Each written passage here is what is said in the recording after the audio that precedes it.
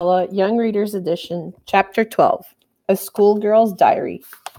After the 15th of January, no girl, whether big or little, shall go to school. Otherwise, you know what we can do, and the parents and the school principal will be responsible. That was the news that came over Radio Mullah in the late December of 2008. At first, I thought it was just one of his crazy pronouncements. It was the 25th century. How could one man stop more than 50,000 girls from going to school? I am a hopeful person. My friends may say too hopeful, maybe even a little crazy, but I simply did not believe that this man could stop us. School was our right. We debated his edict in class. Who will stop him? The other girls said. The Taliban have already blown up hundreds of schools, and no one has done anything. We will, I said. We will call on our government to come and end this madness. The government, one girl said. The government can't even shut down Fazlullah's radio station. The debate went round and round. I didn't give in, but even to me, my argument sounded a bit thin. One by one, girls stopped coming to school. Their fathers forbade them.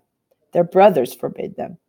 Within days, we had gone from 27 girls in our grade to 10. I was sad and frustrated, but I also understood. In our culture, girls do not defy the males in their families, and I realized that the fathers and brothers and uncles who made my friends stay home were doing so out of concern for their safety. It was hard not to feel a bit depressed sometimes, not to feel as though the families who kept their girls at home were simply surrendering to Fazlullah. But whenever I'd catch myself giving into a feeling of defeat, I'd have one of my talks with God. Help us appreciate the school days that are left for us, God, and give us the courage to fight even harder for more. School had been due to end the first week of January for our usual winter break, so my father decided to postpone the holiday. We would remain in classes through 14th of January. That way we could squeeze in every minute left to us. And the 10 remaining girls in my class lingered in the courtyard every day after school in case these were our last chances to be together. At home in the evenings, I wondered what I could do with my life and if I couldn't go to school. One of the girls at school had gotten married off before Fazlullah's edict. She was 12. I knew my parents wouldn't do that to me, but I wondered, what would I do? Spend the rest of my life indoors, out of sight, with no TV to watch and no books to read? How would I complete my studies and become a doctor, which was my greatest hope at the time? I played with my shoebox dolls and thought, the Taliban wants to turn the girls of Pakistan into identical, lifeless dolls. While we girls savored the days until January 15th, Fazlullah struck again and again. The previous year had been hard, but the days of January 2009 were amongst the darkest of our lives. Every morning, someone arrived at school with a story about another killing, sometimes 2, sometimes 3 a night. Fazlullah's men killed women in Mangora because they said killed a woman in Mangora because she said she was doing fahashi, or being indecent, because she was a dancer. And they killed a man in the valley because he refused to wear his pants short the way the Taliban did. And now we would be forbidden from going to school. One afternoon, I heard my father on the phone. All the teachers are refused, he said. They are too afraid, but I will see what I can do. He hung up and rushed out of the house.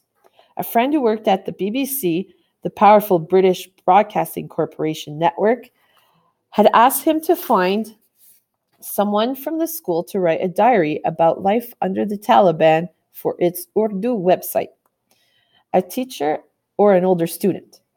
All the teachers had said no, but Mariam's younger sister, Aisha, one of the older girls, had agreed.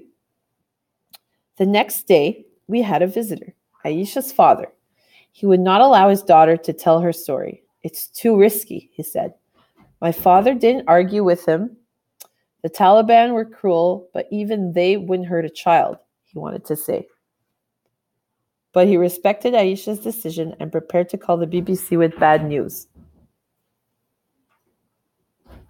I was only 11, but I said, why not me? I knew he'd wanted someone older, not a child. I looked at my father's hopeful, nervous face. He had been so brave for speaking out.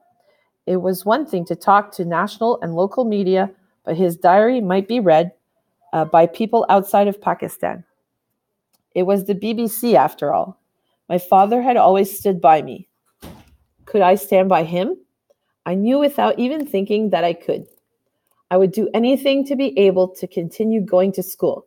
But first, we went to my mother. If she was afraid, I wouldn't do it. Because if I didn't have her support, it would be like speaking with only half my heart. But my mother agreed. She gave us her answer with a verse from the Holy Quran. Falsehood has to die, she said, and truth has to come forward. God would protect me, she said, because my mission was a good one. Many people in SWAT saw danger everywhere they looked, but our family didn't look at life that way. We saw possibility, and we felt a responsibility to stand up for our homeland. My father and I are the starry-eyed ones. Things have to get better, we always say.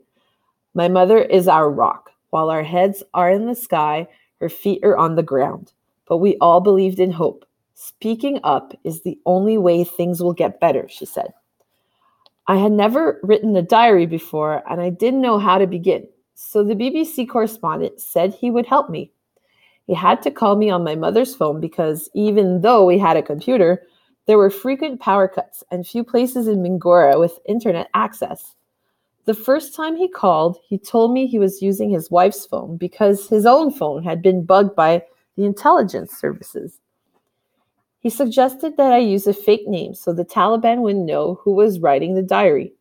I didn't want to change my name, but he was worried about my safety. That is why he chose a pseudonym for me, Gul Makai, which means cornflower and is the name of a heroine in a Pashtun folk story. My first diary entry appeared on the 3rd of January 2009, about 2 weeks before Fazlullah's deadline. The title was, I Am Afraid. I wrote about how hard it was to study or to sleep at night with the constant sound of fighting in the hills outside town. And I described how I walked to school each morning, looking over my shoulder for fear I'd see a Talib following me. I was writing from the privacy of my bedroom, using a secret identity, but thanks to the internet, the story of what was happening in SWAT was there for the whole world to see. It was as if God had at long last granted my wish for that magic pencil. In my next entry, I wrote about how school was the center of my life and about how proud I was to walk the streets of Mingora in my school uniform. As exciting as it was to be Gul Makai, it was hard not to tell anyone, especially at school. The diary of this anonymous Pakistani schoolgirl was all anyone talked about. One girl even printed it out and showed it to my father. It's very good, he said with a knowing smile. With the threat of school closing quickly becoming a reality, I appreciated going even more.